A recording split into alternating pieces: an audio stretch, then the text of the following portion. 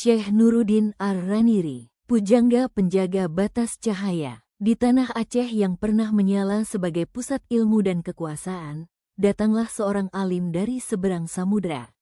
Ia bukan angin yang lewat, melainkan hujan yang menggugah tanah.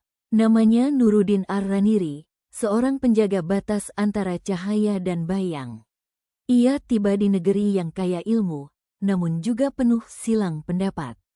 Tasawuf berkembang seperti hutan lebat, indah, dalam, namun kadang membuat orang tersesat jika berjalan tanpa kompas. Nuruddin datang membawa timbangan, bukan pedang, namun ketegasan yang berakar pada kitab. Baginya, agama bukan sekadar rasa, tetapi juga aturan yang menjaga arah. Ia memandang syariat sebagai fondasi rumah iman. Tanpa fondasi, keindahan akan runtuh menjadi puing kebingungan. Maka ia bicara lantang, walau tahu suaranya akan mengundang badai. Ia menulis bukan untuk menyenangkan, melainkan untuk meluruskan. Kitab-kitabnya bagai pagar, bukan untuk membatasi kebebasan jiwa, melainkan agar jiwa tak jatuh ke jurang tafsir liar. Ia menegaskan tauhid, membela kemurnian akidah, dan mengingatkan bahwa cinta pada Tuhan tak boleh menghapus adab pada hukumnya.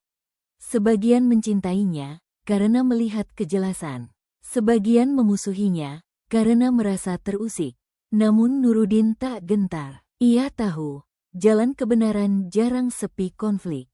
Ia berdiri di tengah pusaran, menjadi batu penahan arus, meski dihantam gelombang celaan.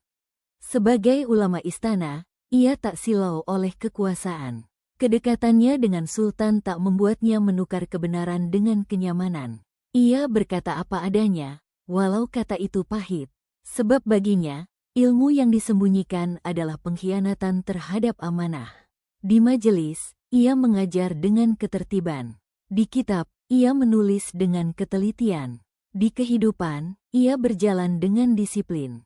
Ia bukan sufi yang menari dalam ekstase, tetapi faqih yang menjaga langkah umat agar tak terjerumus oleh rasa tanpa kendali.